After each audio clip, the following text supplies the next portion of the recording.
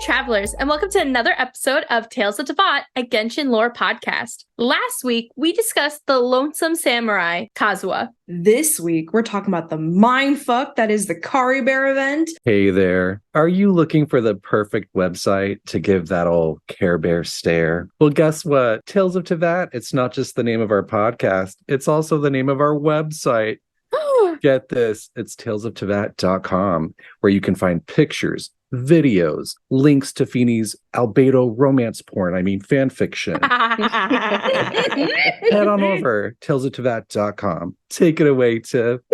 You'll also find on our site, along with the fanfic and dirty stuff, links to our past seasons and special episodes, artist spotlights from the community for every episode, wallpapers to download, and our favorite Genshin merch. Finally, feel free to email us at talesofteyvatpod@gmail.com to let us know what you think of this week's episode and what topics you'd like to see in the future. Now, I have to say, before we get into this, that this is going to be like one of the biggest spoiler-heavy episodes we do that isn't like a wrap-up of a nation. We are going to be talking about the Caribert Archon quest. Archon? Is it Archon? Yeah, it's an Archon quest. So, big deal. There's a lot of lore drops in here, a lot of interesting information about one of my favorite characters. We learn a lot about Khaenri'ah, and we get a lot more questions about Khaenri'ah. So if you have not done the Caribert quest line, if you're listening to this, you better be ready to learn about it. That's all I'm going to say. It's very important to know. With that being said, I think it might be important to set the scene first of who exactly we're going to be talking about in this episode, since some of the characters aren't our normal cast. Cast of characters. Yes. We have Kaeya, who we find out the proper way of saying his last name. B, take it away. How do you say it? Albreek. Which is bullshit. Yeah. It's bullshit. It's absolute bullshit. Albreek. It's French. It is not French. It is German. It's Albrecht. Bitch. So Kaeya will start us off on our Caribert journey, our Dainsleif companion. Of course, when it comes to anything that is a big Archon story quest, Dainsleif is going to be involved. We are also going to have two new people. One of them is Ida, who we'll later find out his name is Clotar. Just as way we know when we're talking about Ida and Clotar, same dude. And then Caribert, who I just said that like Care Bears. Care Bear, like a Care Bear stare. Carry Bears. Or like my new drag name, Carrie space Bear BEAR. Thank you. Yes. Oh my god. RuPaul's not ready. And then you're just dressed as a hilly churl the entire time. Your drag is just hilly drag. Yeah. Oh my god. Wait, you made that. With my mask, I'd like to keep it on, please. Oh my god. I feel like the Shade Chamber is going to come for you. Oh yeah, they would. Yeah, they would. Also, this quest was very important to the trolls over there at the Shade Chamber. They learned a lot about themselves. Oh yeah, true. Mm-hmm. Ningguang's basement will never be the same. No, it never will be. But you know what? Fuck it. Let's be hilly churls. Fuck being a human. Fuck that. Honestly, agree. Oh, I want to say something about a Fontaine quest so bad, but no one has played it yet. No spoilers yet. No spoilers. That right. you cannot spoil, but you can spoil all of Caribert. That's we can reference it. You know, we'll make that episode, that Fontaine episode, just for you. Fontaine in the future. So this quest takes us back to Sumeru, one of my favorite places. Not my favorite, but one of my favorites. Unfortunately, we do not run into Tignari. Totally unfortunate moment. They could have just thrown him in there, but whatever. He was nursing his wound. He has nothing to do with the story. He has everything to do with the story. It's his homeland. Oh my god. At one point, yeah, we literally are in the Avidia forest at one point, like down the road from his house, and he doesn't show up. Oh my Yeah, god. you want to know why? Because he's not born yet. Wow. No. Anyway, I remember, so I will say, I can remember being like, oh, they just put in these random forest rangers. Why didn't they send Tignari or Kale? This is dumb. This is a missed opportunity. And then when we got to like a twist and I went, oh, Oh, that's why. But anyway, so we are in Sumeru, us and Paimon. We are doing our typical thing. And we run into none other than our favorite eye patch wearing male character, Kaeya. Straight from an alcoholic anonymous meeting, waiting for his next drink. No, he was trading spices. Yeah, don't you know? Spice is another name for a drug. What is this, Dune? You think he's out there doing drugs? No, not Dune. Well, I guess none of y'all get the reference. Yes, spice is a drug in Dune, but also spice is a drug from the Critical Role series. Oh no, that went over my head. Yeah. I'm sorry. But I love Laura Bailey. We do. I also love Sam Riegel. I love Felicia Day. Does that count? Just before we meet Kaeya, though, can we just talk about one of the best non-story related, ridiculous little side things that happened beforehand? Yes. Yeah. We're walking around Port Ormos, and this frazzled dude comes up to us, and he's just like, "You're the blonde-haired traveler." And it's like, yes. And he has a message for us, that a letter that has basically been sent to the Teyvat post office. Which we've never seen before, just saying. So Khaenri'ah is just a... Yeah, Khaenri'ah. No, Khaenri'ah was like a private company. Oh, right. Yeah, she's Amazon. She's like UPS. Yeah, she's like UPS. So like who is USPS in this situation? This one dude, and he hasn't done his job because he's been walking around Teyvat looking for us, because Kaeya found a way to send us a message without an actual address, and our address was Paimon. So the dude was basically just looking for Paimon as this white floaty thing. Well, I love it that there are no other blonde travelers in this game. Absolutely none. Yeah. None of them. Because everyone's always like, "Oh, you're the blonde traveler. Yeah. You're the blonde adventurer." Yeah, it happens in every single nation. Yeah. Yeah. It's just like, maybe are we seeing us as blonde and everyone else we thought as blonde actually not blonde? Maybe. I think they just use Paimon as the identifier. Yeah. that Like makes you're sense. looking for a blonde adventurer with a floating companion. Yeah. With a white floating fairy. Look at the floating pink, white baby floaty thingy. Look for the white and pink diaper. Yeah. But from this envelope, though, from this message, we do know that Kaeya is actually going to be in Sumeru. So we know to go looking for him, and we find him having a drink at the end of the long day of spice trading, I guess. Or Yeah, he's like trying to somethings. find out if the spices like will work in Mondstadt. And he's like, I don't think they can handle it. It's like, white people, you can't handle this. Not wrong. Yeah.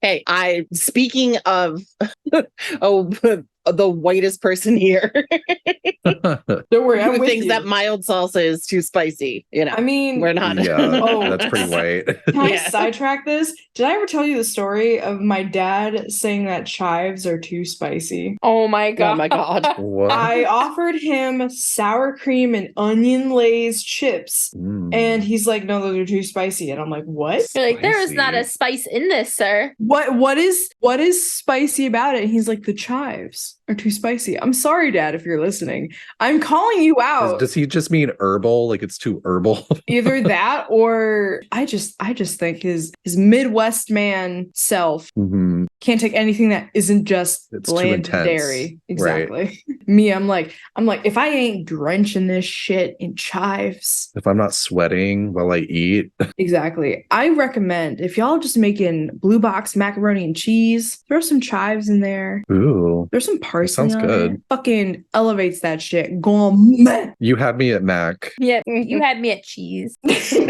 Yes. Anyway, let's continue on. So we're sitting at this, we go and have a drink with Kaeya, and we've been sitting here, we're so many nations through, and we have tried to figure things out, and we're like, is Kaeya Khaenri'ah? Do we know this? Do we know that? And this man, in like the first 2 minutes of us talking to him, he was just like, "Bleh, I'm just gonna say that everything that you've been thinking is true.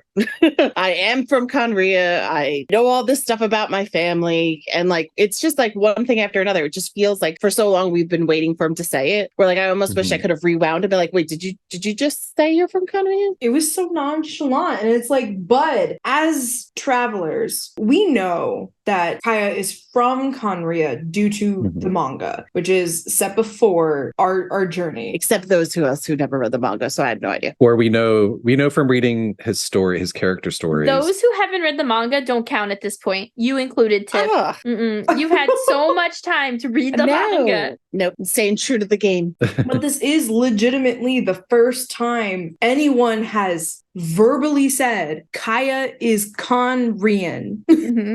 He tells us himself. And I'm like, I'm glad it came from the bitch's mouth itself. Damn. He's like, I'm coming out. Want the world to know. And he tells us how to say his last name and that we've been saying it wrong. He's saying it wrong. I don't care. Yeah, that was the big shocker, actually. Yeah. Albrecht? It's like, what? What are you talking about? Who? What? I'll break that dick off. Damn it. So we were all like, hey, what's that name that you just said? Including Dainsleif, who was hiding behind a bush listening to us. And like kind of comes over like, oh, Kaeya. So you know your last name? Like something ridiculous like that. He just jumps in and like the look that Traveler and Paimon give him is so good. They're like, oh my God, what the hell? Like he just showed up next to me. Yeah, and where does Dainsleif come from? Like he just always is just up here. The mind of Yuri Lowenthal. He's stalking us. He does tell us later why he is in Sumeru, but at the time it's like he's just spying on Kaeya or spying on us. He's obsessed with us. I mean, you would think that someone that is so desperate to be around us would be more forthcoming with information. Yeah. He just hates to tell us anything. Yeah. Except he's real quick to then tell us that Kaeya's ancestors are the founders of the Abyss Order. Way to out him. He was just like, Kaeya was like, wait, what? And then all of a sudden he's like, that kind of makes sense. But he had no idea. Kaeya is so shook. He's like, are you fucking kidding me? And I think like in his eyes, you could see the flash of maybe D-Luke was right about me. Oh, no. No, I think it was more like he was like, oh shit, okay, this makes, because he said like, oh, that answers some questions that I have in my memory. Like he's been thinking about the abyss. I feel like they're having this like weird passive aggressive like or just aggressive like power play, but with polite conversation, you know, like so I know that you are, you know, a descendant of Khaenri'ah, and Kaeya's trying not to give anything away. Like even like by the time he leaves, Dane is kind of like, ugh. So I feel like they're very sort of at odds, but like trying to figure each other out, but like also trying to have power over each other in a creepy way. So they're trying to fuck. Sexual tension. So do you think that Kaeya actually knew? I don't think he knew. No, but he's cagey about his loyalties still. Yeah, true. He sort of confirms in a way that even if he is, you know, from a royal family of Khaenri'ah, or that he's a true blood from Khaenri'ah, a pure blood from Khaenri'ah, that, you know, his loyalties are still with Mondstadt, and he's still going to go after, you know, the Abyss Order and everything like that. But he's almost doing it kind of like, is he telling us the truth? Like he's kind of like being sly about it, where we don't fully know. Yeah, and I guess he's also like, I think he says something to the effect of, my last name is the only thing that connects me to Khaenri'ah. Yeah. He doesn't declare anything. He's like, do I look like the kind of person who would, you know, have my loyalties swayed just from where I was born, as opposed to, you know, who I grew up with? But he doesn't actually declare anything. He's just like, do I look like the kind of person? Yeah, like he's still very mysterious about it. Right. But even in his like voice lines and his like character story stuff that he has, it's very clear that he's torn, you know? Oh, yeah. We know Dainsleif is very against the Abyss because he's just the way he talks about them. It's the way we've seen with like the defiled statue and that very first time we meet Dainsleif and all of that jazz. So we know he's anti-Abyss. So you can't really tell if he's just like scoffing at Kaeya because like it's kind of like the family line, or if he actually knows something more as well that we don't know. Because I'm pretty sure that Dainsleif says, or one of them says, that Kaeya isn't full-blown Khaenri'ah. He is like mixed. Oh, really? He is, and it depends on the eye shape. So no, what do you mean? He's not mixed. Yeah. Is he? They say he's mixed? I don't remember that. Well, okay, I'm jumping ahead a little bit, but yes. with stuff with the characters we later meet. Mm-hmm. They talk about the fact that the family line right away has, I believe, a Mondstadt mother and a Khaenri'ah father. Yes. Well, we're assuming though that Kaeya is a descendant of Caribert. And Caribert is not a full Khaenri'ah. Right, but he might not be descended from Caribert. He could be a pureblood Khaenri'ah. But we also can't trust Dainsleif as well with the information he's put. I will bring up a point, and I don't know if you want me to mention it now, but he may have not actually been a knight for the Eclipse dynasty. Oh, Danes? Yeah. Well, I'm going to say one more thing, and then we got to jump into the actual storyline, and we'll elaborate more on this later. But if the Alberich line is Clothar, then Kaeya has to be. Like, there's no other Alberiches that we know of besides Clothar, and we know Clothar's relation to the Abyss. That's if he's actually an Alberich and not just using that name or given that name. I don't know who these Alberich people are that you keep referring to. I only know Albric. But what do you mean? Like, so Kaeya has to be what? Kaeya has to not be a full-blown Khaenri'ah. Clothar is a pureblood. Yeah, but his wife was from Mondstadt. No, that was his mistress. He says it's illegitimate. So he doesn't say if he's had other children. He could have brothers too. I mean, I think based on how much he cared about Caribert, but he's the founder of the Abyss. Like, he has very clearly lived his life just trying to bring his son out of his curse so that he does not have any siblings around him. He could have siblings, but they're not going to be founders of the Abyss. True. Like, this is the founder. They're not going to throw that type of curve. But could he have had other children? Yeah. And we can go into it. I think we should get back to the story. Yeah. Debate club. Yes. Yeah. Let's kind of go through the story part because there'll be pieces that come up that'll make a little bit more sense even to what we're talking about here. So after we have our little conversation with Kaeya and Dainsleif, Kaeya's like, I got to go check out some more spices, and he leaves, which just leaves us over with Dainsleif, who, just continues just kind of saying random shit to us. Like, I kind of remember stuff. Some things come back to me. Like, he's just kind of like laying down a few groundwork things of him basically saying, I don't remember everything in my past, but he did remember that our sibling was looking for or talked of the Loom of Fate, and it has something to do with the Avidia Forest. So that's why he's in Sumeru, because he's trying to figure out these pieces to the puzzle, and whether or not he's an unreliable narrator is a whole other side of it. Is he kind of making us believe this so this way we kind of follow him into the Avidia Forest? Don't know. I think we at this point have to just kind of make up our own minds on that one. But so we follow him into the forest because, why not? We're like staring into his Khaenri'ah eyes. Okay, I'll follow you. I'll go anywhere you tell me, Dainsleif. Are you going to wrap me up in that cape? Tie you up and fucking put you through a goddamn hanger. I don't know. I hate that cape. No capes. Okay, Edna. Damn. No capes. So we get over to the Avidia Forest. We get to this field, this house. There are things that Danes is basically saying, like, this is familiar. Like, I know this is where I was once before. And they're kind of talking about how it's like there was a place that obviously like a garden grew, but it hadn't been dealt with in a very long time. They go into this little house, which is a leaf hut, and talk about how dusty it is. And there's not much in there other than a bed. We see a dresser, and then we see this box that inside the box is a broken mirror. And that's really all we see. And that everything's just kind of like hasn't been touched in a long time. So foreboding. Yeah. I love making fun of broken mirrors anytime you see it in fiction, because it's always used as like a metaphor for like my fractured psyche. So every time I see one, I'm like, my broken mind, my identity. I mean, I did have that for a hot minute with this goddamn event.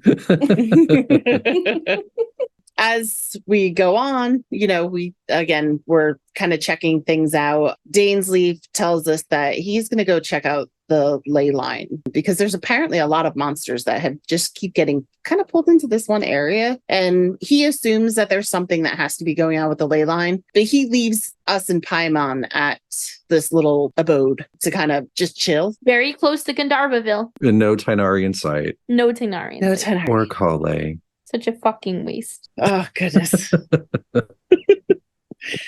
Listen, the forecast was, calling for thunderstorms that evening, so Yeah. he was hiding. Yo, don't mess with my boy's PTSD. But we have this cute little heart to heart with Paimon. It's actually really cute. Like we're all like at a little fire and we're like, hey, you're my best friend. And Paimon's like, you're my best friend. It's like this really cute little conversation. I love them. They've been so intimate lately. Yeah. And I feel like this is kind of where it really started, like this, and then like Lantern Right kind of also like progressed it a little bit more of where they're not just like having like little like jabs at each other kind of a thing. Yeah. And the Sumeru quest where Paimon thinks that like we disappear. Yeah. And she's like freaking out. So touching. Mm-hmm. Wholesome. She likes us. She really likes us. And we like her, surprisingly. Yeah. We love Paimon. Yeah. Aw. So Paimon says like, hey, you know what? I'll take the first watch. You lay down and go to sleep, and I'll look out for monsters, I suppose, which is one of the very few times that we hear that these people actually sleep. It was like, oh, okay, you do. Yeah, once we got to Sumeru, they really like enjoyed introducing the slumbering traveler. Yeah. They're doing that a lot in Fontaine too. Look, they need it. They need it desperately. Oh God. There's actually a scene where you see Traveler and Paimon sleeping on a bed together, and they're like Mhm. facing each other, like Isn't the asleep. bed like huge too? Like it's ridiculous. It's like Yeah. it's literally made for like 3 Wagners. Yeah, it's very cute. That is adorable. Wait, so she doesn't have to get like tied down? She stops floating? Yeah. According to Paimon, like, she's like, I fly, but it's exhausting. So she must be able to stop. Yeah. The flying's exhausting? Yeah, she's always talking about how tired she is. Oh. I was like, wait, what? Tired about eating all that fucking food. People in Fontaine have called her out though. They're like, you're tired from what? Like, Yeah. "Ooh." They're like, you watched us do this. I'm like, ooh. She's like, I'm doing a lot of guiding. Unless she's like using all of her abdominal muscles to like just float. She's like, being the time god isn't easy. We're asleep. We kind of start waking up. We kind of get that view from like it's our eyes opening, and it's kind of like this foggy little weird little situation where like we start like kind of opening up our eyes and we see Dainsleif. He's actually calling to us. He's like calling us traveler, and he's like, oh, you must have been in like a really deep sleep, and like says that like we have tear stains, we must have been dreaming about our sibling. Mhm. And then he's like, you know what, you get more rest, I'm going to go back into the forest to investigate. And as we start falling back to sleep, we're like, why are you going back into the forest? Like you were just there. But we go back to sleep, almost like it almost seems as if we were drugged. Like they just like pass back out. And then when we wake up, we're like, okay, we're by ourselves. We're like, Paimon's not with us. And we immediately assume that Paimon went with Dainsleif, which is my first little That's a red flag. like bookmark. Yeah, like raised brow, like, She never like while we were so quick to be like, oh, Paimon must have went with Dainsleif. I think Paimon has a crush on Dainsleif, so maybe we were like, oh yeah, she's gonna go like shoot her shot. But it's like That's such a creepy thought. Yeah, can we pause for a second? Paimon shooting her shot with who? she loves Dainsleif. I thought we were in love with Dainsleif. Yeah, I think we are. everyone But- is. Paimon is too. She gets all like dreamy around him. Oh my God. I think that's worse so because Paimon knows stuff. I think like he unleashes like a knowledge in her. Like if Dainsleif ran into Venti, I think like a knowledge of love. no, there's no god of love in I this hate it. game. This ain't I straight hate it. god. He's like unlocking her memories. Is that what you mean? Like she's remembering stuff? Yeah, like enlightening her on the good old days. The good old days. Kind of like when Guoba runs into Zhongli. Like, because Guoba doesn't remember who he was, but when he sees Zhongli, he knows that there's some reason why he's familiar with Zhongli. Right. Ooh. So once we kind of we accept the fact that we are by ourselves, we hear some rustling inside the house. And what else to do when you're by yourself in the middle of a forest? But go investigate it. Yeah, it's so Goldilocks. Really is. Or Cabin in the Woods. Oh God. It's like Evil Dead all over again. And just like, what is this? A Necronomicon? Let's play with it. Don't say the words. This can't go wrong. No, we're the traveler. Nothing could ever go wrong. Yeah. It's this like weirdo dude who's like half laughing to himself, half like talking. He's really a creep. He's comes out of this house and he's just really mad that we're there. And he's like, what are you doing? And we're like, dude, like, what are you talking about? Like, what are you doing in my swamp? Like, I've been here. Like, why? What's the problem? We convinced this guy's very sus of us. We're very sus of him. But he's like, oh, you want to come into my house? And again, I'm in your house. He's just got a big ass secret hiding in his house. But sure, come on in. Also, what house? This is like a hut. Yeah, it's a hut. I keep calling it a house. I'm making it much more than it is. It's a house. He's like, welcome to my manor. Yeah. I'm like, where? We shit in this bucket over here and we wash our hands in that bucket over there. He's got a window and automatic doors. So, I'm like, do you want to see my teapot? Oh, wow. Yeah, let me hook you up with this Madam Ping. She could be your own little traveling abode. Oh, yeah. So as we go into this house, quote unquote, we see on the bed a hilly churl lying there. So of course we're like, what the fuck is this? And we get all like tensed up. We're like ready to go. He's just catching Z's, man. Yeah. And this dude is just like, no, stop. Don't harm the hilly churl. He tells us that he isn't aggressive. He says he was way too young for all that. Red flag too. What the fuck are you talking about? He's way too young for all that. Young? Are you breeding hilly churls? So we see this hurly churl is like, kind of like laying down and like shaking. He's got a little purple scarf on his arm. And we're like, okay, like 3, yeah, 4, countless red flags at this moment. Yeah. So Creepozoid then tells us that his name is Ida, and we kind of already figured out that he is Khaenri'ah, and we say that to him because of his clothes and of course his eyes. Mm-hmm. So we know that he's Khaenri'ah. I remember seeing his eyes before he like told us and being like, oh my Dun, god, dun, dun. oh my god, oh my god, a Khaenri'ah, oh my god. Yeah. Like I'm in like a fucking zoo or something with a rare animal. Like, I'm going to see the red pandas. like it's a Komodo dragon. Yeah. This was released before we found the entrance to Khaenri'ah, right? Right. This is actually one of our first inklings that Khaenri'ah actually has maybe something to do with Sumeru.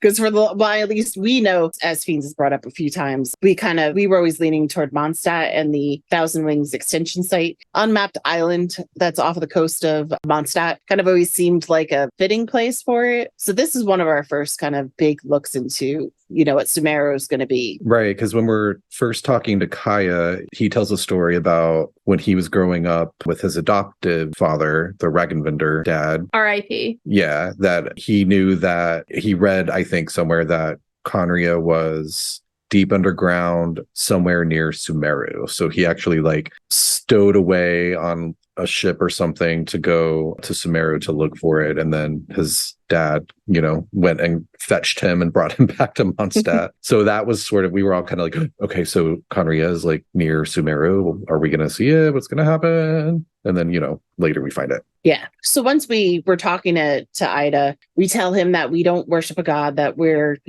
not like, basically, we're not like the rest of these Teyvatian people. So that kind of like loosens him up a bit, and he starts just spilling all the beans to us. And he starts to tell us about the curse of immortality given by the gods and how pureblood Khaenri'ahs were seen as a bigger sinner and punished more. And that's why they are cursed with immortality. So while their bodies are decaying slowly, their minds are also going a little crazy. Like they're just kind of leading themselves into this weird little shell of a person, it seems, for all eternity. Mm-hmm. It'd be interesting to see to meet a Khaenri'ah like 3,000 years later. Like, what are they going to be like? Just a blob? Yeah, like a puddle. This is such like key information. He talks about the pureblood Khaenri'ahs being cursed with immortality, whereas the mixed bloods were, they suffered the curse of wilderness, whatever that means, which is what turns them into hilly churls and monsters. Whereas the pureblood Khaenri'ahs, they don't turn into monsters, which means that they keep their wits about them, at least to start out. So they are, mentally aware of their curse. But he actually mentions that Khaenri'ah arose with the single bloodline. And I'm just bringing that up because I have a personal theory that the Khaenri'ah bloodline stems back to maybe descendants of the second King. Just putting a pin in that. Okay. Yeah, that makes sense. Because, that would make sense why they're different from everyone else in terms of like, how a curse might affect them. And I will say too, after he explains everything with the curse, we start to better understand Dainsleif too. Like we've talked a lot about whether or not Dainsleif has the issue with his eye because of a curse or because of maybe a previous issue or maybe a different curse. And I feel like for me that kind of concreted it because Dainsleif has talked about memory issues, that he's full blood Khaenri'ah, and that he may have a separate curse. Maybe he reached into the abyss because of gold and something happened to one side of his body. But I feel like for me that really made me go, all right, he's not like this face thing isn't like the Khaenri'ah curse. Like you have something else going on.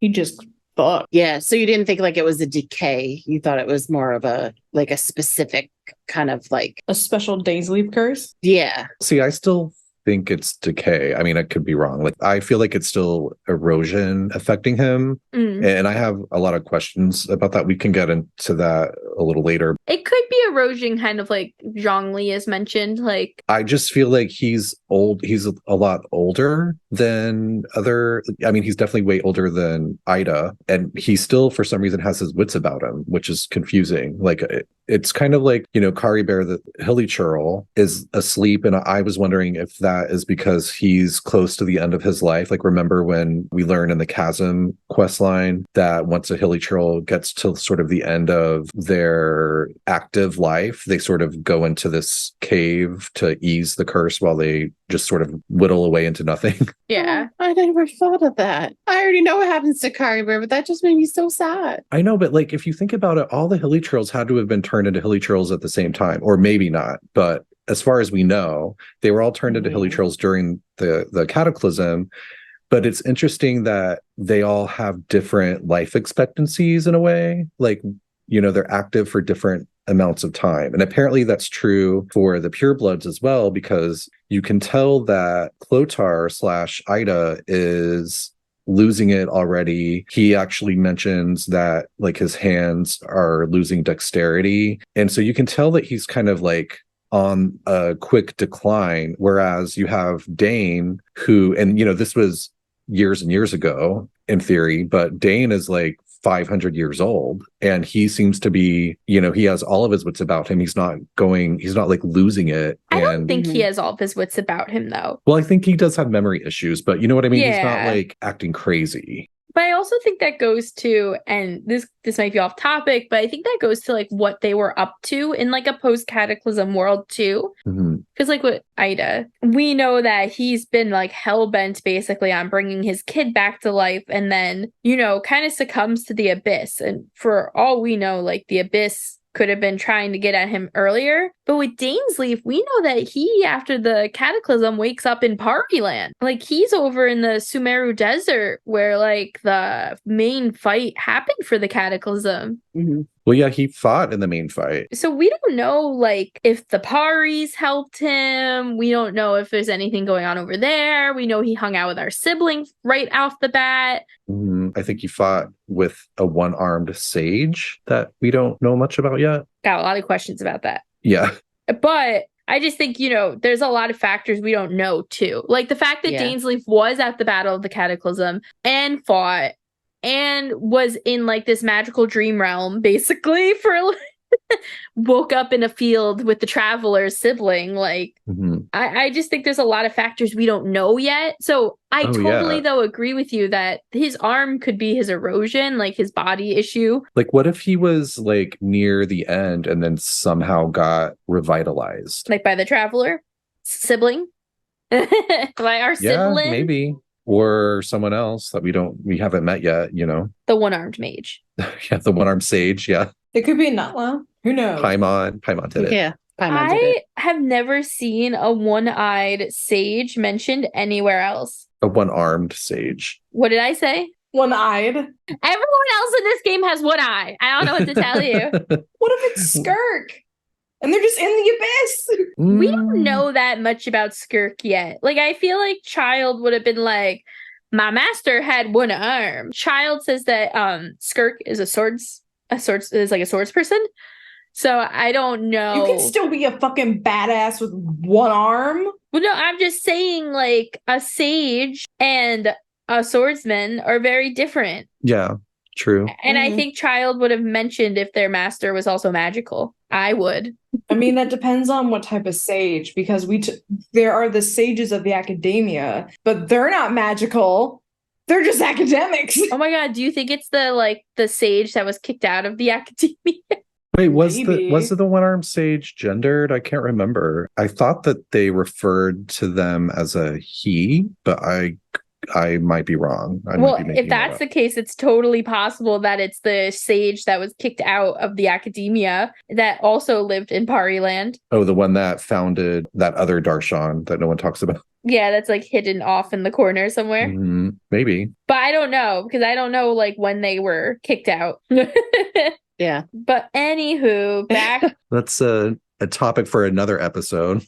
Back to Ida. So as Ida tells us about his curse, he also then says that Caribert is his illegitimate child. Bastard baby. Yeah, he fell in love with a woman from Mondstadt, and they had Caribert. Jon Snow. Yeah.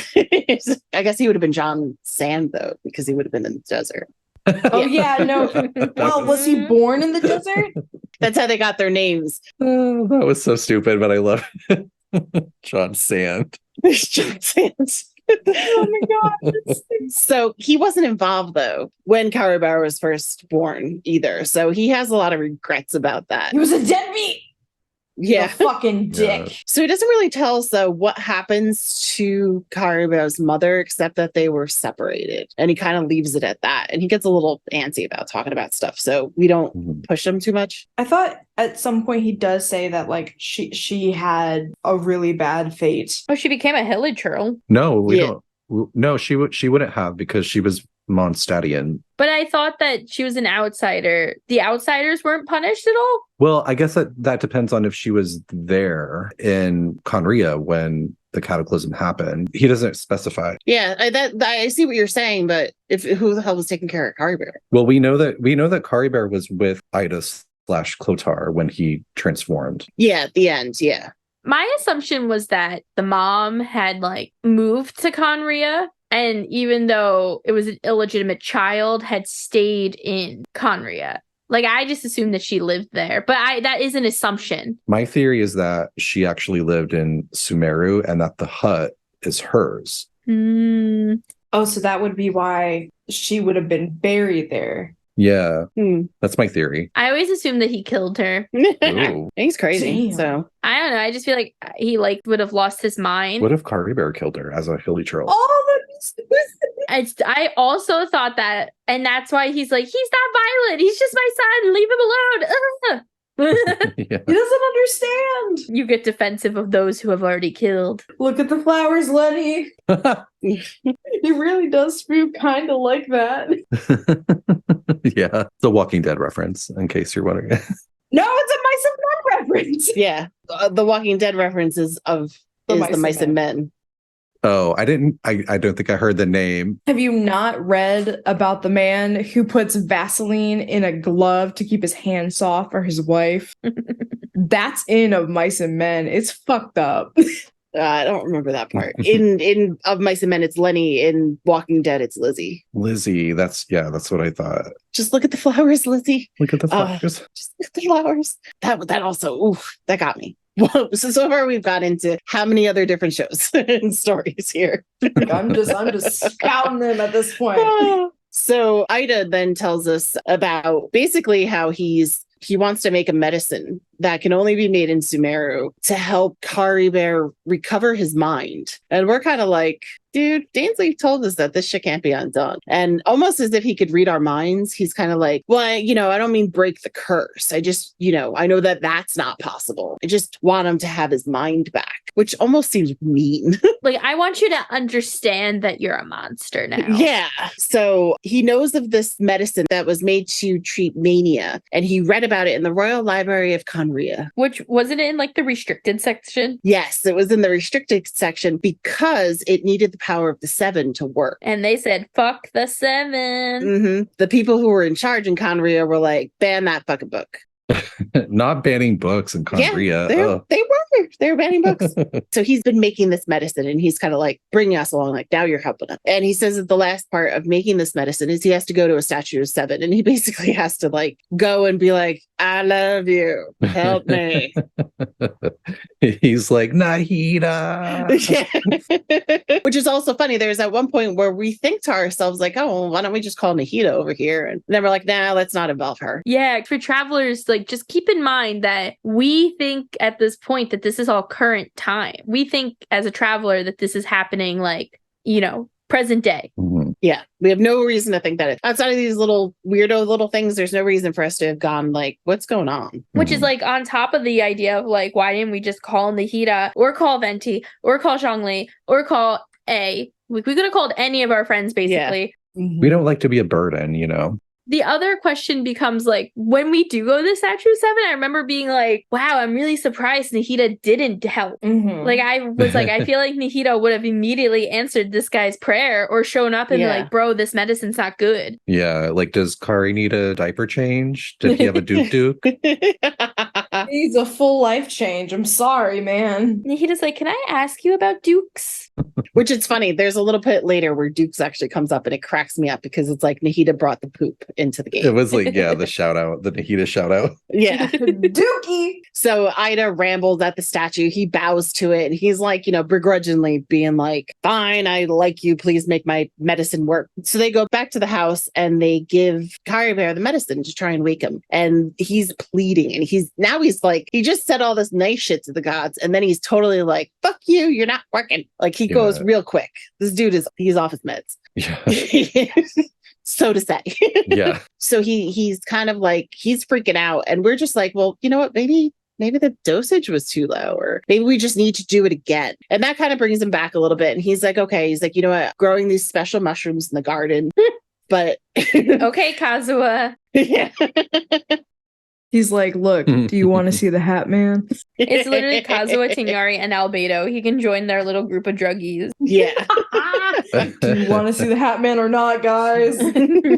But he tells us that we need this special water from the waterfall, which is actually interesting. It's in the little area of Avidia Forest. And if you've done the R&R Odyssey, there's actually somewhere else that because there's like a little pot of water that even the R&Rs are like, there's this special water. So it's a nice little connection there. Oh. It's magic water. I didn't remember that. That's so cool. So we're tasked with guarding the mushrooms. He's very insistent that no matter what we do, don't let any forest rangers near. And he's just like, you know, whatever they do. For some reason, there's all these monsters that also keep coming. So we also know that there's forest rangers who have been fighting them and stuff like that. You know, we use Ida's special fertilizer to make all the mushrooms and stuff like that, and to make another dose of everything like that. So we have to go get this water, though, over in this waterfall. So we start to follow a hilly trail into a cave because we're like, hey, Caribert, what the fuck are you doing? Like, we should have been sleeping. So as we start following, we realize that we know that it's not Caribert because we don't see the purple scarf, which we've learned from Ida that purple scarf was actually his mother's. And Ida had given that and tied it around him so he could pick out who Caribert was, because hilly trails don't really have very distinguishing features. Yeah, and he says that, you know, it was a gift that he gave to Caribert's mother and that he now uses as a marker of sorts, which will be important later.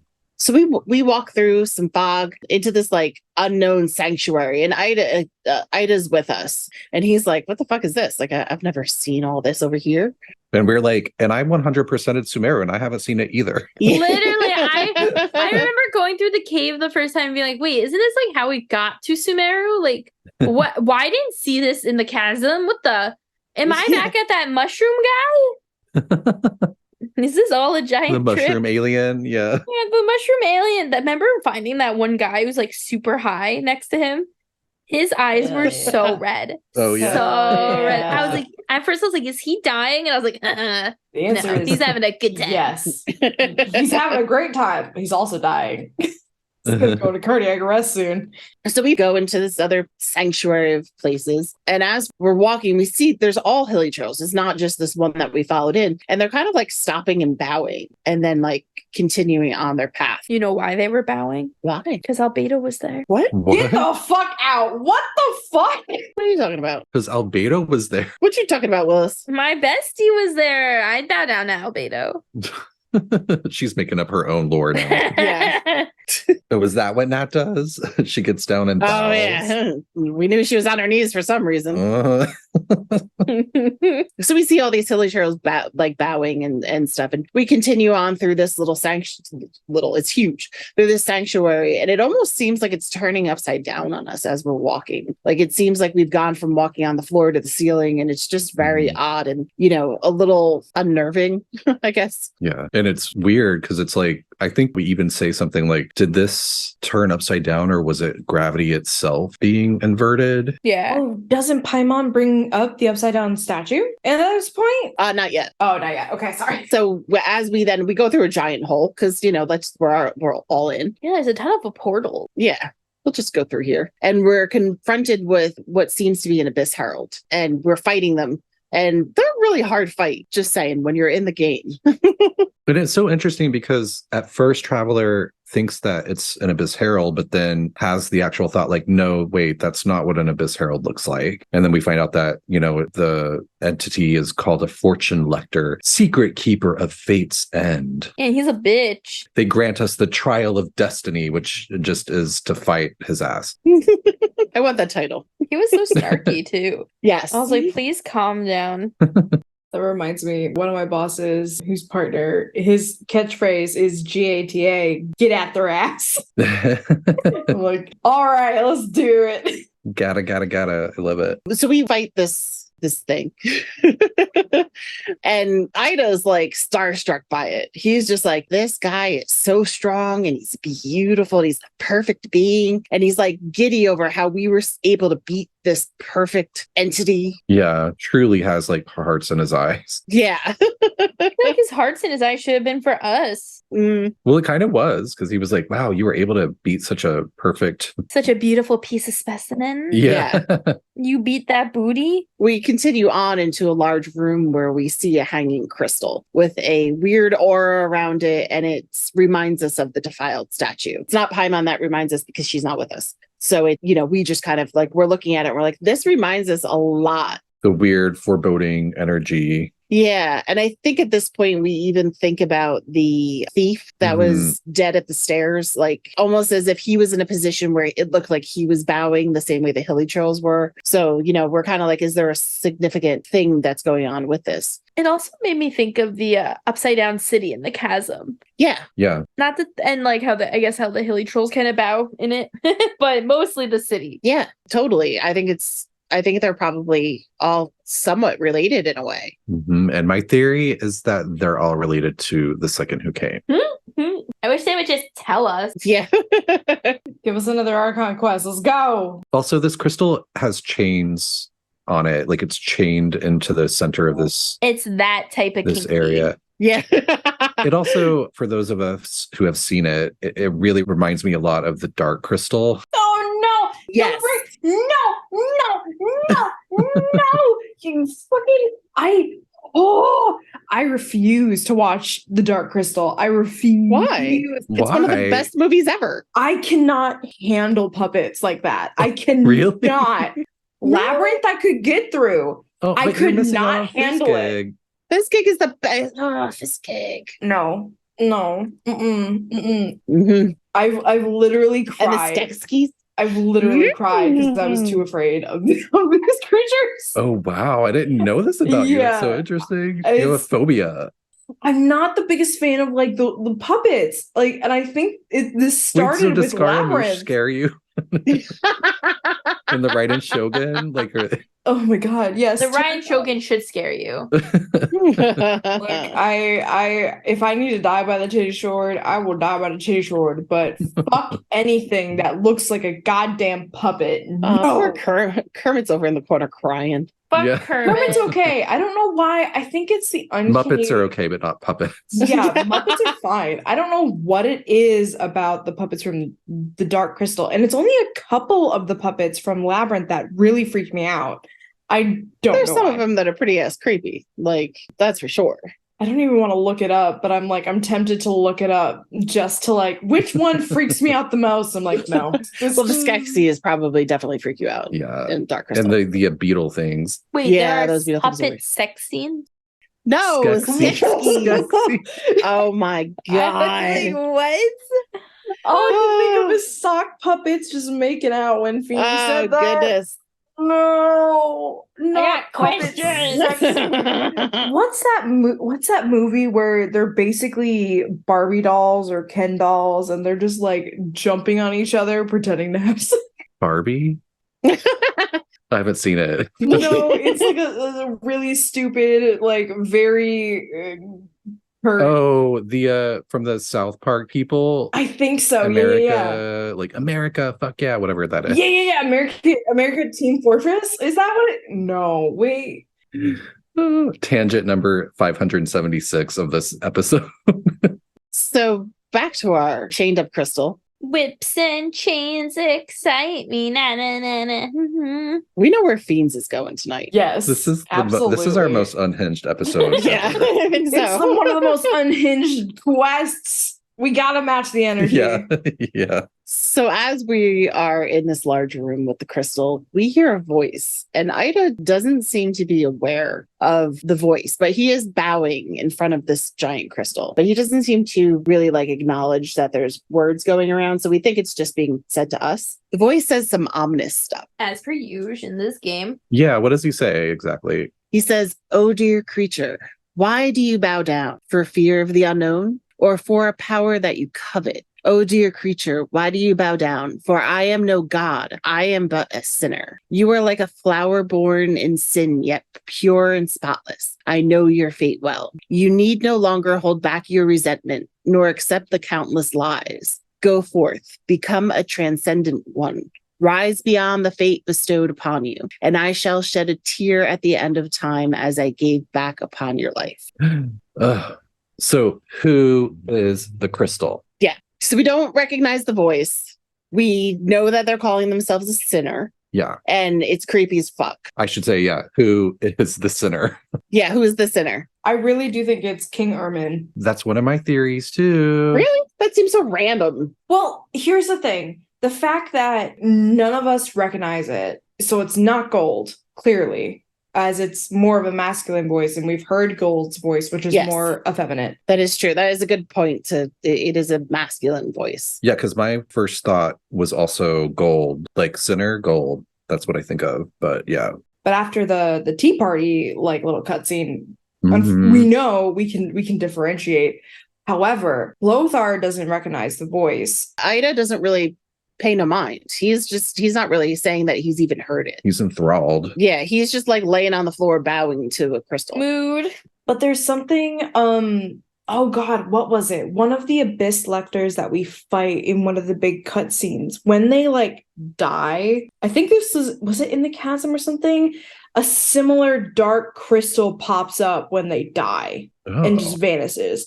Oh, I don't remember that. Is it an Abyss Lector, or is it something else that we kill that kind of like puddles out and then it just like pops up and like dissipates? It's not a dark serpent knight, is it? Maybe. Like the royal guard, like the ones that were under Halfdan. The chasm. I don't want to say yes, but I feel like it is in the chasm. I'd have to look back. Those guys always die and say something. Well, they also are talking about peace be upon you, and I'm like, I'm not Catholic anymore. What are you talking about? Like, we can't do this. So we know that King Ermin, remember the note that we discover in, I forget the name of the event, but the one that deals a lot with Kaeya and Diluc. Yeah, that's summer And event. like the letters in between them. Yeah. We find like this letter that was from Kaya's, whoever dropped him off at the Raggenbender's manor. And it says something about when the strength of King Ermin failed us. Oh. And we know, King Ermin was the king allegedly of the Eclipse dynasty, which was like the ruling dynasty of Khaenri'ah at the time of the Cataclysm. So we know that King Ermin was like the leader of that, and that something happened that caused, whoever took Kaeya to the Raggenbenders to say that his strength failed Khaenri'ah. I mean, whether that means he died or something else, we don't know, but I think it's a good theory that this person could be like, hey, I'm the sinner. And, also this crystals and chains, which makes me think that something is, trying to hold it back. Yeah, something is like has imprisoned him. Well, couldn't it be whoever, I forget who it was, but the person who came out on top in the primordial one versus the second who came? So this is okay. So King Ermin is my second favorite theory. My favorite theory of who the sinner is the second who came. Yeah, and that would make sense that he got locked up and everything. Yeah, and also since this crystal presence is like clearly the loom of fate, I mean, it has the power to change fate. To me, that it makes perfect sense for that to be the second who came, because the second who came was not of the primordial one. And we know that, everyone, the stars are a lie. The stars are also tied to everyone's constellation, which is like tied to their fates. The stars sort of rules everyone's fates, which we know by Mona being able to scry everyone's, future and everything. So it would make sense that some other presence from outside of the primordial one that comes into Teyvat has the power to transcend people's fates, or could change their fates, could sort of overwrite what was written for them by the primordial one. What would you do if you could change your fate? I'm sorry, I can't do it. I'm trying to perfect my Scottish accent, and I can't do it with that fucking line. What is that a reference to? From Brave. Oh. It's literally like, that's just the line. If you could change your fate. I should have known it was a Disney movie. It's a Disney Pixar movie. I thought it would be a good movie, and it was really short, and it pissed me off. But the cute little brothers were cute because they were bears. Or were they named Carrie? No, I think they were all like Duncan, Dukin, something or other. We're all ginger. Duke. Duke. No. Duke. So I guess to continue, like, we are staring at the crystal and we're hearing the words that Tiff said out loud earlier, and Clothar, or I guess he's still Ida at this point, is bowing, and we hear all these words, and don't we like pass out or something and wake up and back in the hut? No, what happens is there's this weird energy that comes out of the crystal and goes into Clothar/Ida's body. Oh, it's so horrifying. And then we go back to the hut, and Clothar, tries the medicine again with Caribert, and then it actually works. And Caribert wakes up and is like, Papa, where's Mama? It's so heartbreaking. It's so disturbing. And then Ida is telling him, everything's okay. Caribert looks down and sees his hands and like realizes that he has like a monstrous body and starts freaking the fuck out. As I would too. Yeah, seriously. Wait, but you skipped over like the very first thing he asked. It's like, am I dead? Oh, yeah. It's like, am I dead, Dad? It's like, oh my fucking God. What happened? So dark. He says that he felt like he woke up from a long sleep, and then he dreamed that he was hiding in a little room, which is also weird because it's like, outside of the fact that he may have been hiding in a little room, like Clothar may have been putting him somewhere, but like it's almost like, was that like this kind of like plane of euthymia that hilly trails go to? Right, like their OG consciousness, like what? It's so creepy to think that all of these hilly trails have like a person inside them who are like trapped mentally. Wait, what if they're all trapped in the ley lines and like in Ermin's soul, and they're kind of separated? Or like in a crystal. In the dark crystal. Yeah.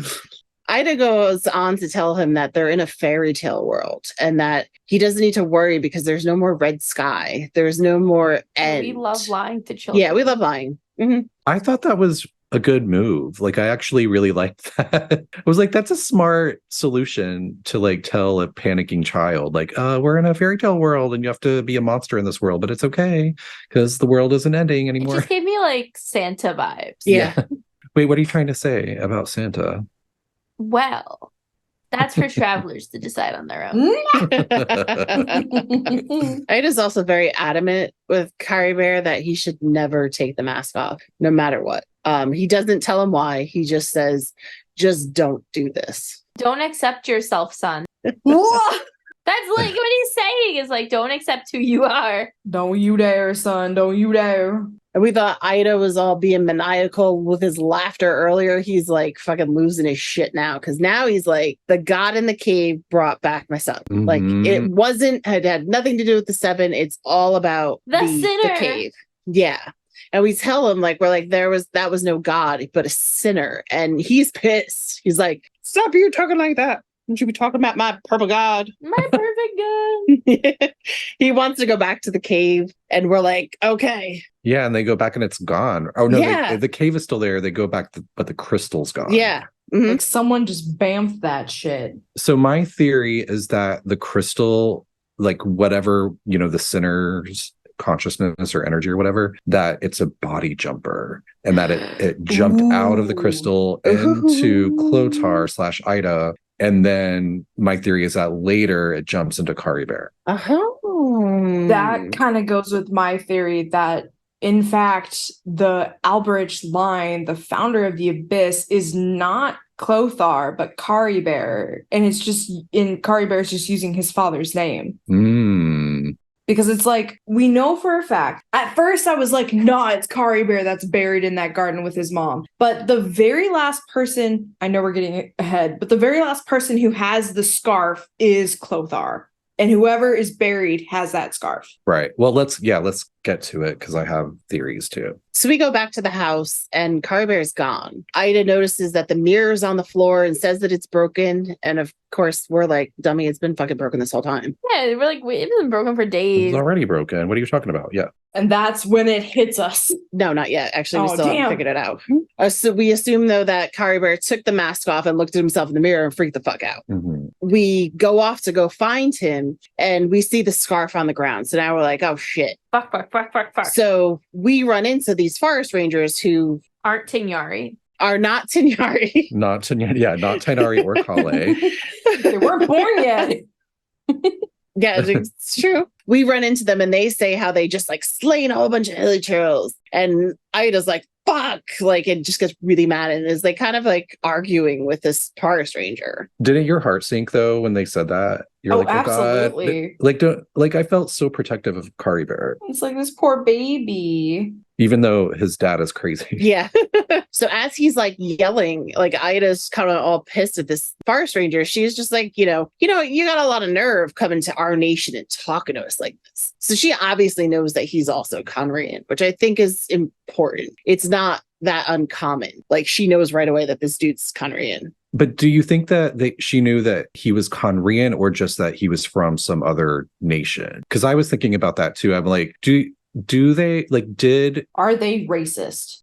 if you think about it, there could have been Khaenri'ahs just like that escaped, purebloods anyway, that would be all over to that at that point. But we don't really know for sure if that was commonplace or if they're still, very secretive. I think based off of how people in current day game react to the idea of Khaenri'ah, kind of like Dilu, that it would make sense to me that Khaenri'ahs are out and about and that people were hate criming them. Oh yeah. Yeah. Like that's kind of what I assume. So when they're like, you got a lot of gall shit talking us, you're in our land, bitch. Like that's them being like very Like, Jim Crow law didn't you of them. cause a cataclysm? Yeah, Yeah. and because as we later find out, what are we like 100 years post? Like that would Mhm. still be Yeah. very fresh. You think in history, like the Civil War in the US is still fresh. I mean, sometimes I feel like the American Revolution is still fresh for some of the Brits.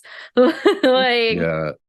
that shit lasts. People hold grudges. Look at the Ayula situation too. We've had our little tip with the Forest Ranger. We continue on and we find Caribert at the edge of a cliff. Ida's yelling and he's not reacting. Like, he's not anything. So all of a sudden, like, Caribert is surrounded by this purple glow, the same kind of glow that we saw from the crystal. And now he starts to speak and he just keeps saying, Papa, it's all too much. It is all too much. And then as he's basically taking the mask off, this purple energy emits out of him like an explosion. So my theory is that the energy from the crystal that had jumped into Clotar's body had now been transferred into Caribert. Like, when they get to the cliff, that was my theory. Like, he's not responding, and then Clotar / Ida's desperation, like reaching out to him and talking to him, like that is like when it jumps from him into Caribert. Like, newbie. New body, younger. It's the thing. We kind of get knocked out though at this point too. Like, this is when we wake up in the house again and we're like, what the heck just happened? Yeah, and then Ida comes out as Clotar. Yeah. He's talking to himself, like, as we wake up, like he's crazy again. He asks himself, like, he's talking to himself and he says, why am I still calling you the Traveler? I've known your true identity for a while. We're like, we've never met you, Ida. Like, what are you talking about? And he's like, with your status, we can't expect you to meet us all. He's like, excuse me? And Ida then says that he's been using a fake name the whole time and that is his servant's name. And his real name is Clothar Alberish. And he says it with a sh, which is also a stupid way to say Alberish. Yes. So stupid. So fucking stupid. So it's like, dun, dun. And Clothar continues to talk at this point about the power, what happened. He says, it was all very positive and that it was power of the abyss. And at last he's seen it with his own eyes. And we ask what happened to Caribert, because, we got knocked out. And he sharply was just like, that's none of your business. Just like, excuse me, it was my business this whole time when I was getting you water from the magic fountain. But now it's none of my business? Rude. Clothar says that salvation for a sinner can only come from a sinner. And that now Caribert can weave his own destiny as the loom of fate. So, and that's to throw back to what we were talking about in the very beginning. Dainsleif says he's looking for the loom of fate and that our sibling had talked about that. But he also refers to us as the prince / princess of Khaenri'ah. Yes, he says he gets a little mad at us first, and where he's like, we once believed that you would bring us new strength and hope to Khaenri'ah, and that to us you were the abyss. And then he goes on like saying how they expected to lead them into the future. And he's like, and what did you bring us instead, oh prince or princess of Khaenri'ah? And we're like, what the fuck are you talking about? Like, sir, I just came here to sleep. We pick up the mirror, the broken mirror, and we look in, and it's our sibling. It's not us. So now we lose our shit because we're like, what is going on? Stuff's flashbacking. We're like, what? Where are we? Why am I seeing my sibling and not me? Who am I? Fragmented psyche. Shit's breaking down. It was so dramatic. It was great. And then we hear Dainsleif calls from outside the house, and we slowly like wake up again, and we're outside where we started. And Dainsleif and Paimon are just looking at us. We're like, what What's just happening? Who? Oh, you guys showed up again? Dainsleif goes on to tell us that the Abyss tampered with the ley lines and that they've been in turmoil ever since and messing with everybody's memories. And we tell them that, hey, by the way, we met the founder of the Abyss Order while we were in our little dream state. Danes tells us that Clothar went on to do a great many things, but in the end, the curse of immortality tormented his body and mind. And in the end, his faith nor the abyss he worshipped could save him. Right. It also tells us that it's been 100 years. That's kind of where we find out the time. So I was confused about that. So they say that he loses his mind after 100 years. Yeah. Now, is that 100 years total or 100 more years after this point? Because he was already kind of crazy. So was he at like year 97? You know what I mean? And it was like 3 years later, or was it 300 years and then he went really crazy 100 years later, and at 400 he was gone? right? Because we don't know how long after the cataclysm this is all happening. We just know after he went crazy 100 years, after he founded the Abyss Order, he was no more. Yeah, he disappears. He loses his mind and disappears. Which doesn't necessarily mean that he's dead. No? No, yeah. But then we dig up the yard of the hut and we find 2 human skeletons. One of the skeletons is a human female that was buried longer ago. And then the other one is a human male with the purple scarf in its hand. And so Traveler assumes that is Clothar. Well, no, I mean, is it Clothar? Because it could be Caribert too, you know? Yeah, he could have put it back in his hand. We don't know Caribert's fate. Right. And remember, Clothar used that as a marker. So it could be Caribert, and it would make sense that if Clothar buried him, he would have put the scarf in his hand. But it also makes sense the other way, that it was Clothar who was buried and that maybe Caribert buried him and the scarf in his hand. Although I have a theory that it was actually Abyss Twin that buried him. Yeah, he says that. Well, Danes says that, you know, our sibling never once mentioned any of the stuff that we're talking about, and that this was a point where a shift happened in our sibling, was at this little hut. Yeah, this is where our sibling realized exactly what the curse was and was like, we need to rescue everyone and bring back Khaenri'ah. Yes, and leads them to eventually take over as leader of the Abyss Order. So Clothar founds the Abyss Order, seemingly, I would imagine, a religious zealot of the Sinner. What's so interesting is that when you think back, like this fortune lector that looked like an Abyss Herald, but then, we realized later that like, oh, we're in the past, so Abyss Heralds aren't even a thing yet. But then Clothar, after founding the Abyss Order, apparently creates, these cursed creatures into Abyss Heralds in the likeness of the Fortune Lector. So he's like copying the stuff that was already being used by the Sinner, including the Abyss portals, which we cover in the Chasm episode. That's like a portal network that they use in the Abyss to get around Teyvat. Those were being used in that cave around that crystal. And this is like way before the Abyss Order was even founded. They were already being used. So, whatever happened to Clothar when he founded the Abyss Order, he definitely was like using these tools of, stuff around that crystal. Yeah. Or was it Caribert that did it? It really is unclear. Not knowing if Caribert survived and becoming the Luma Fate equals becoming, well, whatever it could be. Well, see, that's like the thing to me is like, if our sibling, according to Danes, had brought Dainsleif to that forest looking for the Luma Fate, it makes me feel like they went back there at some point looking for Caribert. So it's like, was Caribert alive or was Caribert dead? Well, no. Well, so Traveler mentions the Luma Fate to Dane at some point, but doesn't explain it. But doesn't Dane say that the Traveler sibling was looking for the Luma Fate? I don't think he says that he was looking for it. Dane tells us that he's looking for it. That's why he's going to the Avidia Forest, is to look for it. Right. He's like obsessed with the Luma Fate operation and had this memory, I guess, of the Traveler, the Traveler, of our twin bringing it up while they were traveling together. So, and for people that don't remember, our twin in the game used to travel to that with Dainsleif. Like after the cataclysm, they actually traveled to that together. They were companions. And our twin, just established the timeline in case people forgot. Our twin wakes up first, sometime before the cataclysm, goes to Khaenri'ah, where they're sort of revered as the prince or princess of Khaenri'ah, which still not sure what that means. They also live with Piero for a time, which is kind of shocking. And then we wake up during the cataclysm from within the meteorite.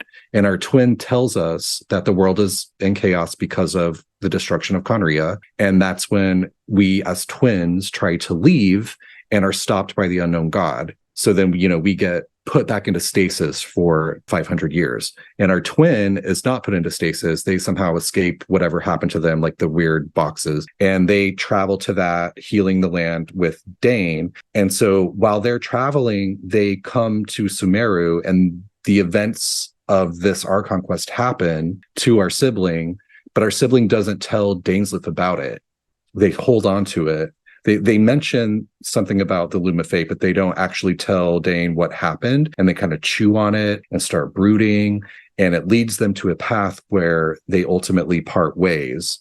And then that also leads to our sibling taking over as the leader of the Abyss Order presumably after Clothar disappears. One of the interesting things, too, is when we dig up the bodies or the skeletons, the traveler says, he immediately were like, oh my God, that must be Clothar. And Danes is kind of like, wait, how did he how did he find his way out of the curse? Right. Which is the big question. Yeah, like makes me believe then, can nobody with the curse be killed? Because like immortality is one thing, but like even a vampire has immortality, but they can be killed. They just won't naturally die. Unless the only way to break it was to eat the Loom of Fate so he cannibalize his son. Oh my God. Oh, okay. Well, that's something.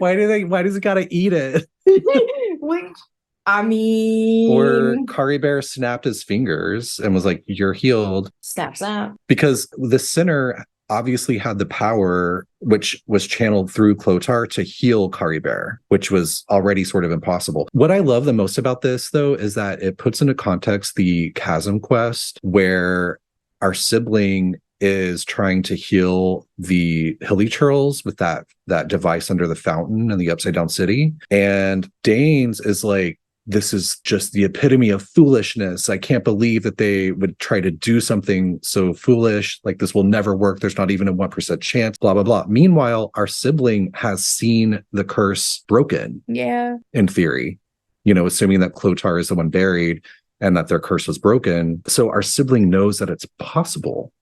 Whereas Dane didn't know any of this, Caribert storyline at that point. So he still thinks that there's no way that you're doomed to be cursed, even though there is a way to cancel out the curse. Danes is like, dumbass. Meanwhile, sibling is like, I've literally seen it happen. He's like, buds. It's interesting, though, that like our sibling doesn't talk about that at all with Danes either, like... Mm-hmm. I feel like it's almost like a point of shame. Whatever happened, our sibling feels some sort of feelings about it. Or maybe just suspicious that Dainsleif wouldn't be on board. Maybe. Yeah, that's true. He may have been just suspicious of Dainsleif. Because, he didn't do anything.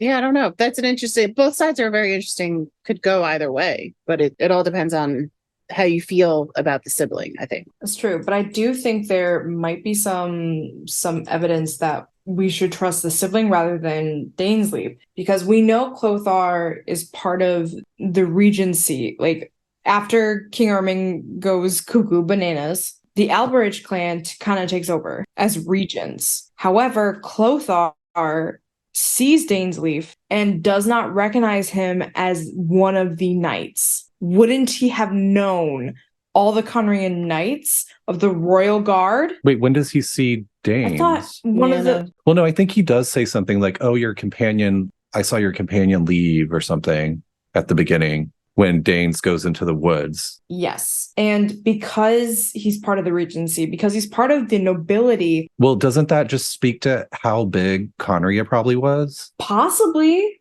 You could, when he tells...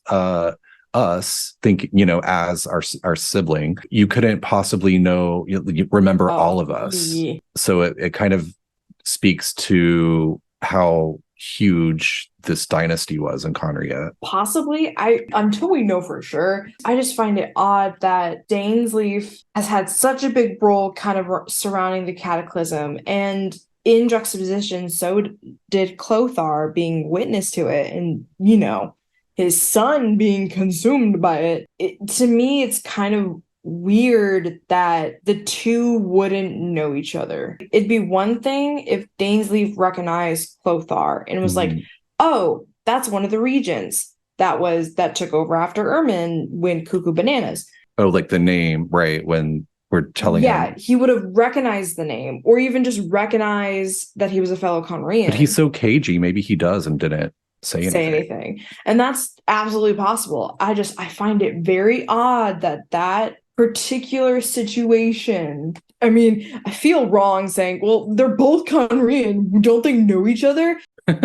Clearly not, but the fact that they were both surrounded by the nobility, one being nobility, one being part of the royal guard, there'd have to be some either knowing of a name, knowing of a face. Well, Clotar was busy running off, like fucking around, going to Mondstadt to have an affair. Or staying in Khaenri'ah having an affair. Either way. But so I have a question. So when we wake up after Caribert takes off his mask, we, and we ask Clotar what happened, and he's like shuts us down. So we don't actually know what happened to Caribert after he took the mask off. So what do y'all think? Is he alive? Is he human? Did he turn human? I don't think he turned human. I think he transcended. I think he could be the sinner. Again, I love the idea of like the sinner was just waiting for like a host in a way. And maybe they are like the OG sinner. I like the idea that it's the second who came. And Caribert is just, hosting them in their body. Right. But with the information we have currently, and what we assume the two dead bodies in the garden are Clothar and Caribert's mother, we can only assume that the Albrecht line continued through Caribert if he survived. Unless there's an uncle or Clothar had a sibling. Like if it was a clan, we're talking about more than one person. Yeah, but I don't think any of those people matter. Because they wouldn't be descendants of like the founder of the Abyss. Like I think the whole thing is like, it's not that you're like a descender of the family, like you're a descender of that person. So do you think Caribert then turned into a human? I think so. And how about procreation just in general? Like we're talking about how but think about it. Like we're saying like all these people got changed at the Cataclysm. Yeah, now we know that Kaeya is not 500 years old, so we know that he's the result of somebody getting it on. Well, I mean, yeah, I think that once the curse is broken, you can fuck and make babies. Wait, why couldn't you make babies while you're cursed? I don't know if your brain is cognitive enough to like do that. Like, what do you mean? Danes is like very present. Well, maybe Dainsleif, but also I don't know. I don't know about that. I'm thinking the hilly trolls. I'm thinking that their mind is just like bloop. But that doesn't mean that they can't fuck. I mean, dumber creatures have procreated. Oh God, do you think Ito has a child? Oh God. I feel like, Brandon, you were about to say, what if Dainsleif is Caribert? Well, no, I was thinking, oh, wow. Yeah, no, I wasn't going to say that, but I love that.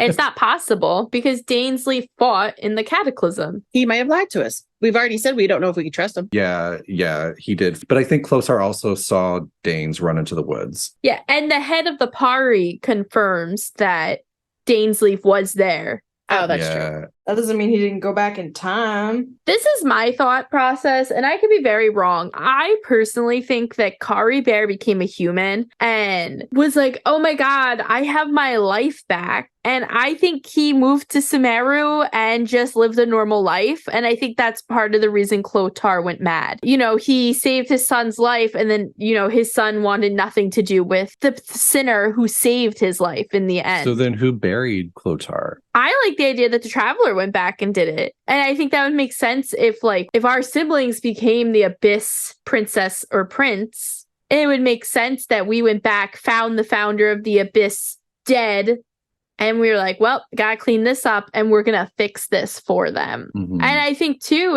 if our siblings saw Caribert go out and live a normal life, then they're like, we have to save all the hilly trolls. Like, yeah, they could see that this is something that's possible, and they can see that there can be normality again for the people of Khaenri'ah. I think that would make sense too. And that's why I think, Kaeya says that he has a lot of questions about his family and his past, and we do learn a little bit during the Hidden Strife event that you mentioned earlier, Brandon, that Kaeya heard that that Khaenri'ah might be in Sumeru, and so he went and ran away. And a lot of people say that Kaeya, being one of the few dark-skinned characters, would make sense, or darker-skinned characters, that it would make sense that he would be Sumerian. Mm-hmm. Because originally we all were like, oh, Khaenri'ahs are going to be like a different skin tone, but then Clotar's fucking white as albedo. So that's clearly not the case. I mean, look, here's the thing. At this point, I would throw the idea of skin color defining where he's from, mostly because they're African descended Vikings. True. I don't know. I just feel like he's part Sumerian. I think that's why he had the event in Sumeru. I think that's it's close to home. yeah. And I think that's the true reason he's also like in Sumeru. Like, I think he's using the knight's reasoning of spices as like an excuse. And I think he's really there on his own accord. He's like, I'm trying to find my mom. Thank you. He might be. And it makes sense too that like if he was dropped off in the woods outside the Dawn Winery, that like Sumeru's close enough to do that. It's just through the chasm. Okay, so you think that Caribert turned human, and I'm assuming you think that he had a normal lifespan and was not immortal. Right. But what if he turned human, but was still, had the immortality that even the hilly trolls seem to have until they sort of just wither away, even though they're still alive? What if he turned human, but was still immortal, and many, many, many years later fathered Kaeya?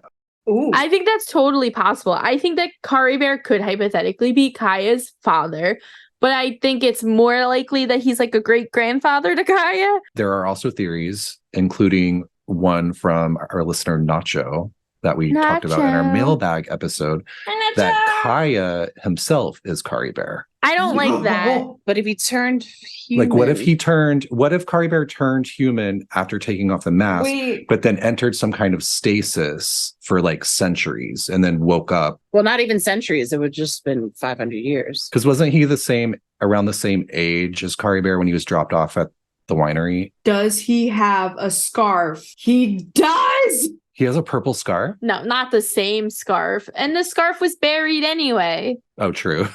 I mean, but it would make sense in the side that Caribert is obviously related. Like, did Kaeya get left off there because that's where Caribert's mother was from? So Caribert like left his son there going, these people are good because my mother was good. Here's my reason. I'm going to say no. And I think it's valuable, but I'm pretty hard stuck on my Kaeya lore. It's just me being me, though. I mean, it could be totally disproven tomorrow. But I just think that Kaeya's father dropped him off, and Kaeya says it was his father. And if that is the case, Clothar was dead. Yes, I said Caribert. I know, but I just that's my reasoning for like Kaeya not being Caribert.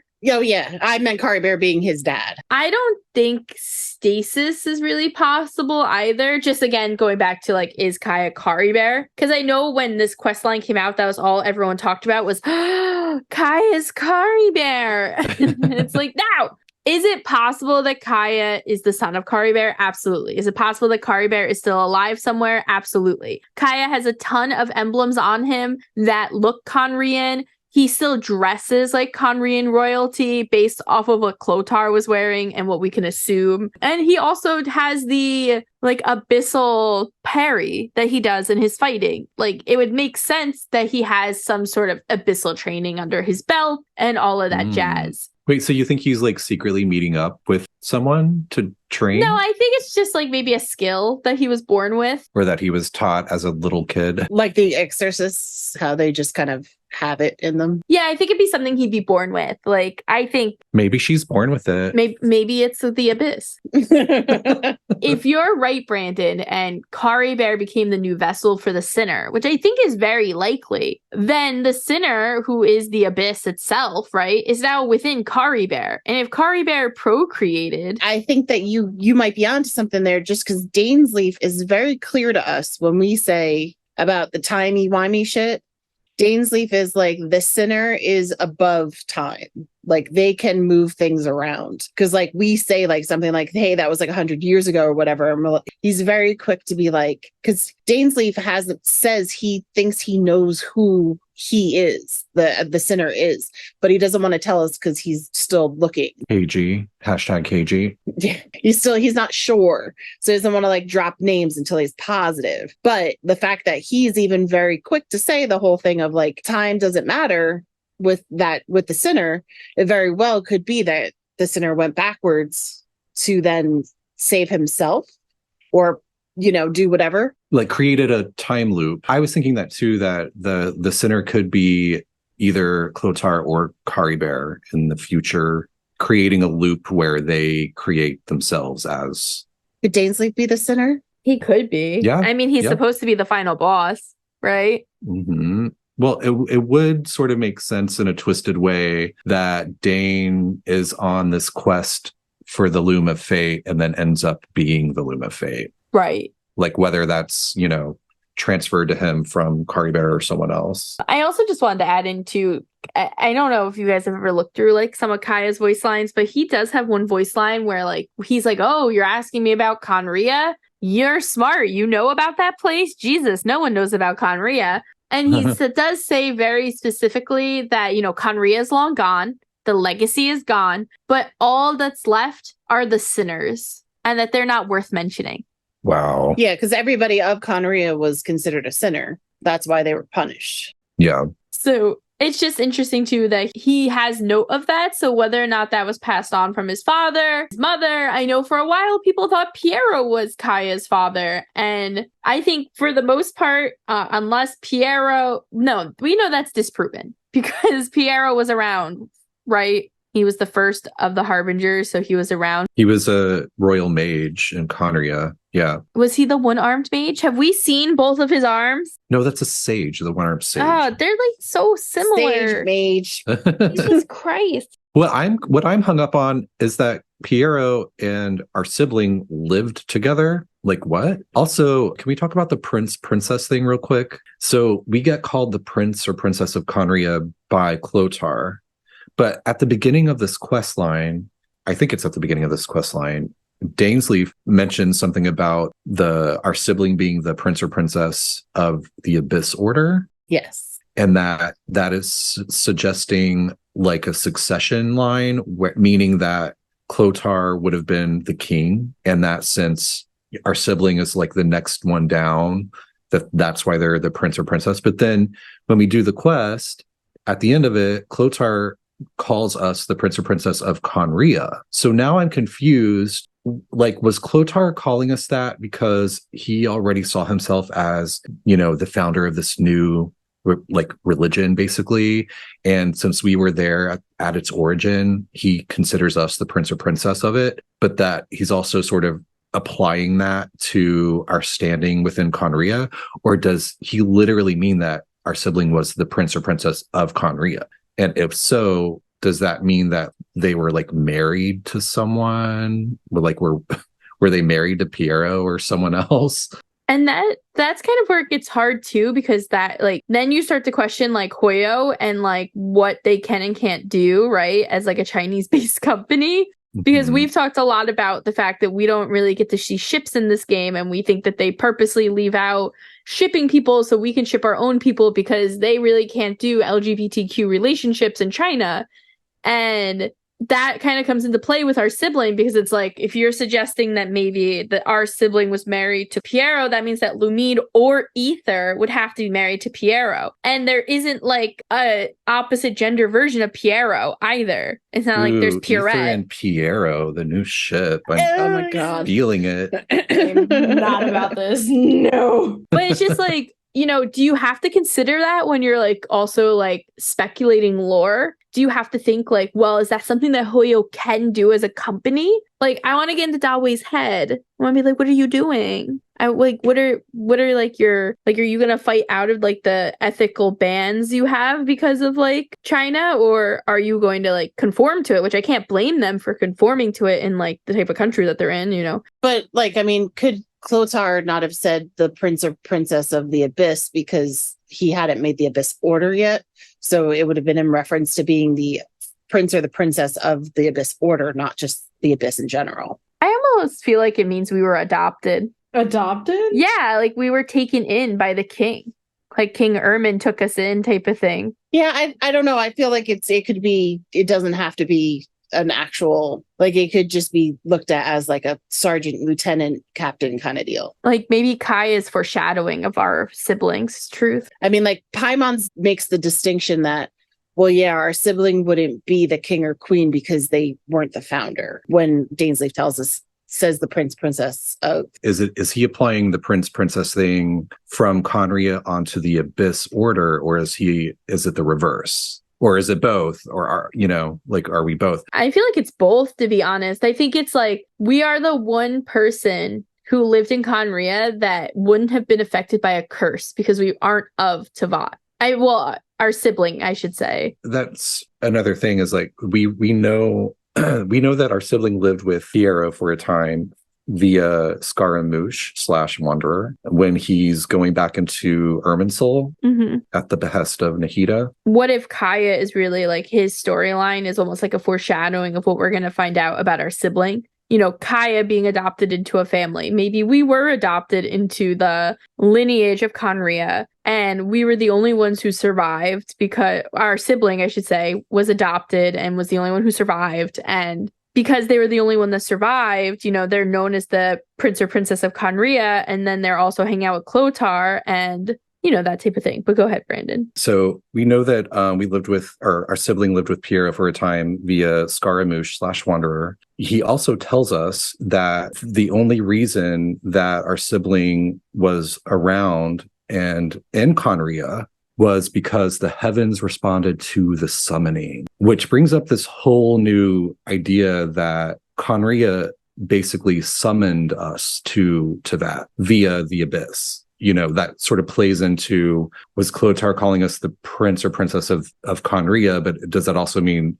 the prince or princess of the Abyss / Abyss Order? Because Khaenri'ah summoned us from the Abyss. We've said that we came to that while, traveling from our own world because of something happened to our world. But it just brings up a lot of questions of, That it's a really good question, honestly. So many unknown things. This whole event answered a lot, but created so many more questions. Yes. It was delicious, though.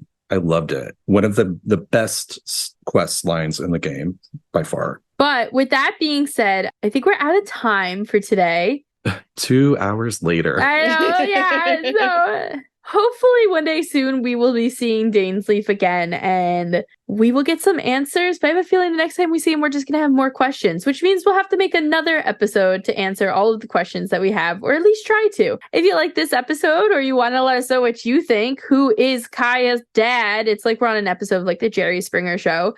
You can follow us on Instagram, Tales of Teyvat Pod, or follow us on Twitter, Tales of Teyvat, where you can message us. You can also send us an email, talesofteyvatpod@gmail.com. If you like this episode and you like what you've been hearing, please feel free to rate us on wherever you're listening, because it helps us let other travelers also hear what we have to say, and we can hear their suggestions too. Next week, we will be talking about the princess and herself, Fischl. Until then, if you seek Amy.